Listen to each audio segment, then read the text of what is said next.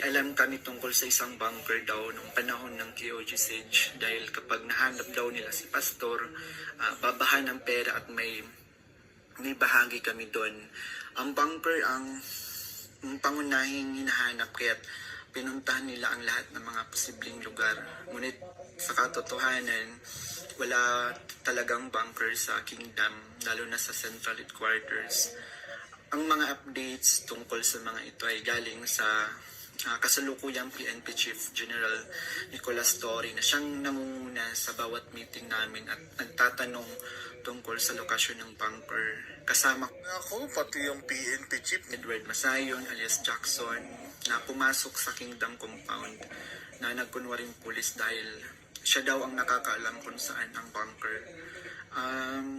Kasagsagan ng scene, nag-message sa akin si Fiona, staff ni Risa, na sa pamamagitan ng WhatsApp na sinabi niya na dapat ko daw tanggalin sa kaso ko si June Andrade dahil isa daw siya sa amin na nagbibigay siya ng mahalagang impormasyon. So ipinaalam ko sa kanya na ipapasa ko muna ito sa aking abogado. Pero ngunit isang linggo pagkatapos nun, tinanong ulit ako kung may contact ako sa Kingdom dahil hindi na raw mahanap si June Andrade. Hanggang ngayon, hindi na siya natanggal sa kasong pinafile sa akin. Noong November 5, 2024, nagkaroon kami ng meeting kasama sina Undersecretary Nicolas P. ng Department of Justice at 4 pang prosecutor. Ang naalala ko doon si Prosecutor Olivia Torrevillas, si alias Amanda, kanyang mga abogado sa Attorney Domingo at si Attorney Ian.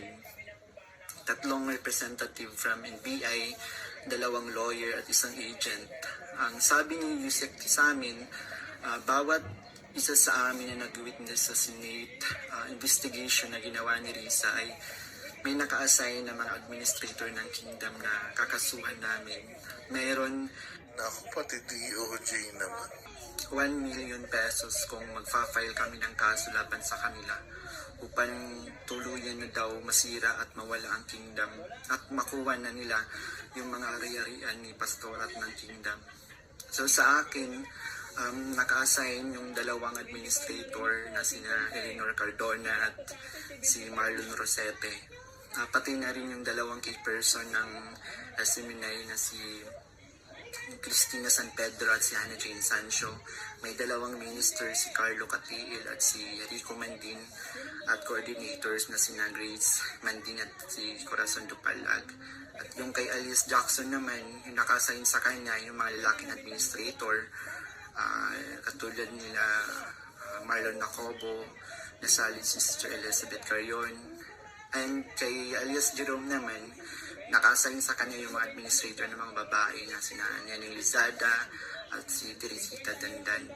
So sa iba't ibang araw na mga meeting namin, kasama ko yung mga dating full-time worker ng Kingdom na lumabas dahil sa mga nagawang kasalanan sa loob ng ministry.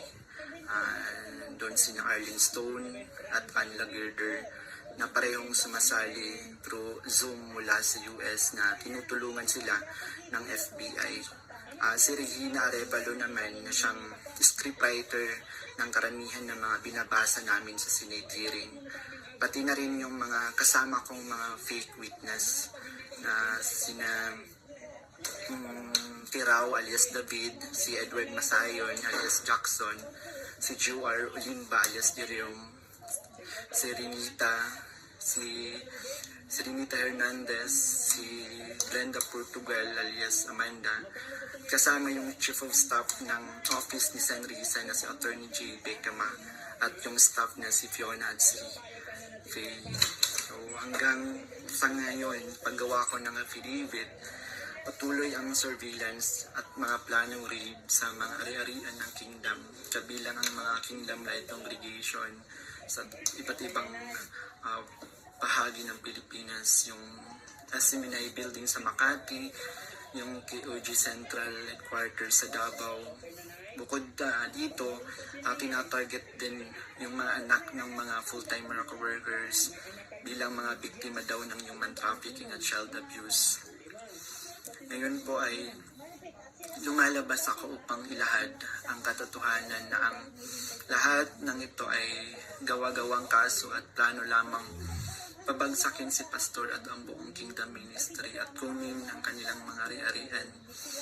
Hindi ko na masikmura yung mga ipinapagawa ni San Risa na kasinungalingan at ang pamimilit niya na magsampa ako ng kaso kapalit ng pera. Wala pong ginawang mali si Pastor sa akin. Puro kabutihan ang aking naranasan habang nasa loob pa ng Kingdom. Lahat ng ito, sinabi ko ay upang ipagtanggol ang katotohanan kahit nakakatakot dahil sa mga malalaking tao yung sangkot.